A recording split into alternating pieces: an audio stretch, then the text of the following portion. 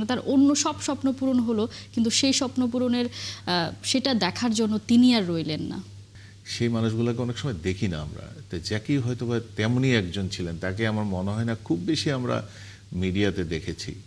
জ্যাকের interview আমরা শুনেছিলাম এর আগে, তিনি জাতীয় দলের কোচ হওয়ার জন্যও ইন্টারভিউ দিয়েছিলেন, মানে তিনি কোচ হতে চাচ্ছিলেন, কারণ বাংলাদেশের পেস বোলার যারা আছেন তার হাতেই গড়া সেই দিক থেকে।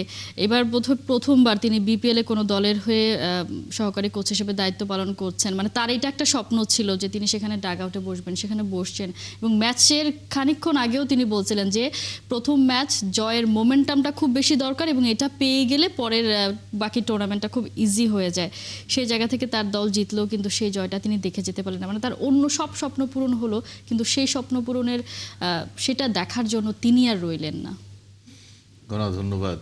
সর্বপ্রথম আমাদের জ্যাকির ওনার পরিবারের প্রতি সমবেদনা জানাচ্ছি, এবং আসলে এটা একটা great loss for the cricket fraternity আমাদের দেশের জন্য। এবং জ্যাকির ইতিহাস যদি আপনি যদি ওনার পুরাতন খেলোয়াড়ি জীবন থেকে ইতিহাস দেখেন, তিনি কিন্তু প্রথম বিভাগ এবং সম্ভবত প্রিমিয়ার ডিভিশনেও খেলেছেন, কুমিল্লার হয়ে খেলেছেন, ধানমন্ডির হয়ে খেলেছেন, আবানের হয়ে খেলেছেন। এবং এরপর যখন উনি কোচিংয়ে এসেছেন, আপনি যেরকমটা বলছিলেন যে উনি কিন্তু ইন্টারভিউ দিয়েছিলেন আমাদের বাংলাদেশ টিমের কোচ হওয়ার জন্য, এবং সেখানে তিনি কিন্তু খুব সাবলীলভাবে বলছেন যে তারা খুব আন্তরিক, বিসিবি আমাকে ভালোভাবে সব কিছু করেছেন, কথা বলেছেন, বাট হয়তোবা যদি যোগ্য মনে করেন আমাকে নেবেন। তারপরেও কিন্তু ওই সুযোগটা পান নাই, বিকজ এটার অন্যান্য আরও পেরিমিটার আছে, সেটা বিসিবির বিবেচনায় হয়তোবা আসে নাই। তবে একটা জিনিস স্বাভাবিক, কিছুক্ষণ আসার আগেও দেখছিলাম ফেসবুকে, আই থিঙ্ক অভিষেক যাদব নামে একজন Indian player, he has written on Jackie সম্বন্ধে যে আমি ওনার জন্য অনেক দোয়া করছি, এবং কারণটা হচ্ছে আমি ভারতের হওয়া সত্ত্বেও আমার খেলার বোলিং অ্যাকশন নিয়ে বিরাট একটা সমস্যা ছিল। সেটা জ্যাকি স্যার আমাকে ভিডিওর মাধ্যমে 10 দিনে সেই জায়গা থেকে আমাকে চলে আসার একটা সাহায্য করেছেন, উতরে যাওয়ার।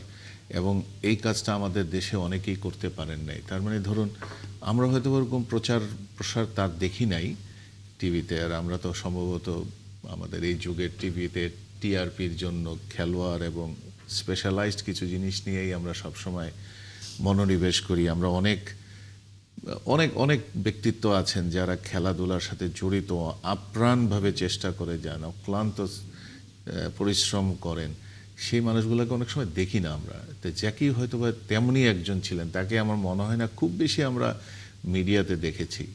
কিন্তু তার এই যে বিস্তার, তার যে প্রভাব, তার যে খেলার প্রতি আগ্রহ ছিল এবং প্লেয়ারদেরকে নিজের করে তৈরি করার মতন ছিল, সেই জায়গাটায় তিনি কিন্তু ছিলেন একজন ব্যতিক্রমী মানুষ।